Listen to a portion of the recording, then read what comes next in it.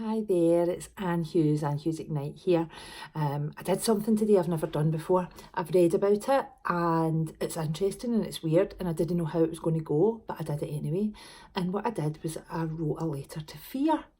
Now, I don't know if you've ever heard of that before, the concept of that before, but what to do is have a wee listen to it, see what you think, and if you want to know more, just pop some comments in and I can tell you about it, about what I know about it. I'm very new to writing to fear, I have to say. I just started today. So I'm going to use my laptop here to read it, so I'm not looking at you. But here we go. Dear Fear, you've been hanging around with me a lot these days. I hadn't actually seen you in so long that I forgot what you look like. So when you first turned up a few months ago, I didn't even recognise you. At first I thought you were doubt, then you seemed to morph into uncertainty, but with a look of insecurity too. Apologies that I actually ended up ignoring you for weeks. I hid you with my headaches, with my busyness. I hid you behind my kids and under my dirty washing and among my bookshelves. I think you were even in my car a few times, breaking parts of it and rushing me towards my MOT. I saw you a few times at the bottom of a G&T, but when I threw in more ice, you vanished, or you froze, I'm not sure which. Now that I recognise you, I can see that you were definitely hiding in my food, and you were in my purse, and you were standing at my back, encouraging me to procrastinate. I'm glad I can see you now, that I can honour your magnificent stature, your undefeatable allure, and your persistence. The funny thing is, I used to know you so well. You've always been around me since I was really small. You followed me through all of my hard times. We became good pals back in the day. And only as I write this do I realise that you had been erased by that time 850 days ago when everything changed. 1 minute you were looming large right over me, suffocating me, boring into my head and starting a magnificent relationship with everyone I loved. The next thing I know, it's a month later. I'm confused but very confident and you're nowhere to be seen. My memory is so bad maybe that I just forgot you at first and then I never remembered you again until recently. You came crawling out from behind unanswered emails, imagined projections of future, and moments spent in silence when I was trying to think about other things. Most surprisingly, you came out of definite decisions about what I didn't want to do anymore. You arrived just when I was feeling strong and certain about what was next.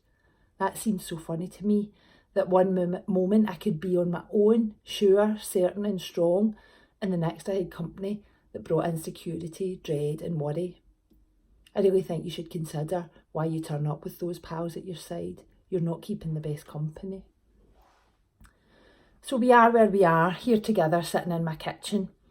Now that I've remembered who you are, and God willing, in the absence of a brain injury, I will need to work out a new way to show you the door and ensure that it's a one-way ticket I'm giving you out of it. Because here's the thing, you aren't real, are you? You're just me talking to me about stuff that's not even real. It's a funny tango we dance, because in reality, you have nothing without me. You are in a codependent relationship with me, one that I want to leave. Sadly, for you it will mean the end, and for me it will signal another new beginning. I read a quote from A Course in Miracles that says, those who are certain of the outcome can afford to wait and wait without anxiety. I've read it a lot of times this last few weeks, and while my brain was agreeing with me, my brain was meaning every letter and feeling, you were somewhere around my heart or my soul laughing at me, thinking you knew better. You had the power to decide my outcome. You had power over the wait, that you had decided you'd make it long and torturous, that you'd hang around so that time between me putting an intention out there and it arriving into my life perfectly would be ruined. So here's the thing. I have 150 days left until it's been 1,000 days since my brain injury. That's a big deal. To be 1,000 days on the other side of something that came to destroy me. The next 3,600 hours, which is 150 days, until I run through that ribbon, they're really important to me. I have a lot to do, stuff that's important and vital, and will have a ripple that keeps extending. So I'm afraid, Fear, that we're done. You are no longer welcome around here. I got on very well in your absence for more than 2 years. Things changed when you were away, and they're never going back.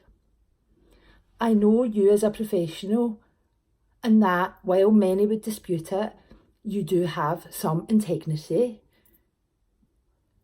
So I know you will accept this letter in the manner in which it is written. This is a full and final settlement sort of thing. There is no place for you here. You are not welcome here.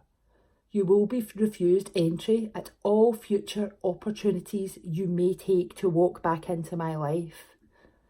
Maybe we had fun at some point, but all things pass. And so with the setting of the sun tonight, and as this letter rushes off to be read by you, we have come to a fork in the road that splits us forever. From now on, we will travel different paths. I thank you for the times you kept me safe, and since I love where my life is, I thank you for the opportunities you helped me avoid, the things that went unsaid, and the adventures never taken. Alas, it's over now, and I have a deep knowing that I can do my life without you. Goodbye, fear. Your service is acknowledged. Anne Hughes.